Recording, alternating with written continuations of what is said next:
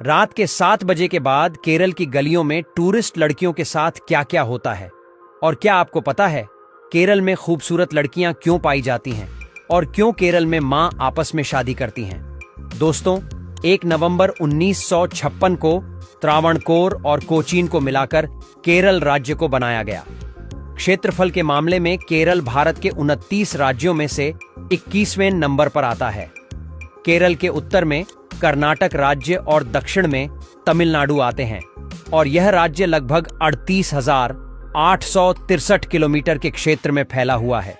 इस राज्य में करीब 590 किलोमीटर लंबी समुद्री तटरेखा मौजूद है, जिसके किनारे कई प्रसिद्ध बंदरगाह हैं। केरल में मानसून के समय बहुत बारिश होती है। केरल मसाले की खेती के लिए दुनिया भर में अलग पहचान बना चुका है। काली मिर्च, इलायची, दालचीनी की खूब पैदावार होती है।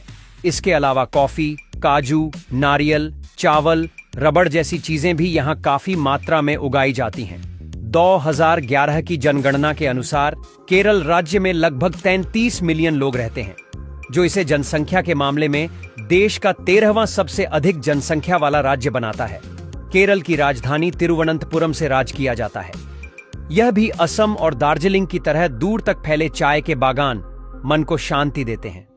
पहाड़ों, घाटियों, समुद्र तटों, हिल स्टेशन और हरे भरे मैदानों से भरे इस राज्य में घूमने के लिए हर साल लाखों भारतीय और विदेशी लोग आते हैं। केरल अपनी खास तरह की परंपराओं और संस्कृति के लिए भी जाना जाता है। केरल की संस्कृति कई संस्कृतियां से मिलकर बनी है। लंबी समुद्र तटरेखा और मसाले के लिए पॉपुलर होने की वजह से केरल पुराने समय में व्यापार के लिए महत्वपूर्ण शहर बन चुका था। भारत में पहली बार मुस्लिम केरल में आकर बसे थे। इस्लाम की शुरुआत के 100 साल बाद ही भारत में पहली बार मस्जिद बनाई गई थी, जो आज भी वहीं पर बनी हुई है। उसके बाद यहां पर पुर्तगाली और अंग्रेज आए। अंग्रेजों के आने से यह ईसाई मिशनरियों ने यूरोपीय कंपनियों से व्यापार करना शुरू किया। इस कारण से यहां हिंदुओं के साथ बड़ी संख्या में मुस्लिम और ईसाई धर्म के मानने वाले लोग भी रहते हैं। इस कारण केरल में भारतीय और पश्चिमी संस्कृति का मेलजोल देखने को मिलता है। केरल के लोग मलयालम के साथ अंग्रेजी भी बोलते हैं। पंजाब में जैसे बैसाखी मनाया जाता है, वैसे ही केरल में भी मनाया जाता है। फसल काटने के सीजन में यह दोनों त्योहार मनाए जाते हैं। फसल काटने की खुशी में यह त्योहार पूरे केरल में बहुत धूमधाम से मनाया जाता है, इसलिए यह त्योहार केरल में बहुत खास होता है।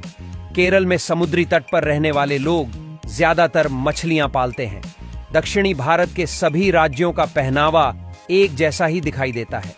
केरल में भी महिलाएं साड़ी पहनती हैं और पुरुष शर्ट या कुर्ता और नी धोती पहना है, जिसे वहां की आम भाषा में मंडू कहा जाता है।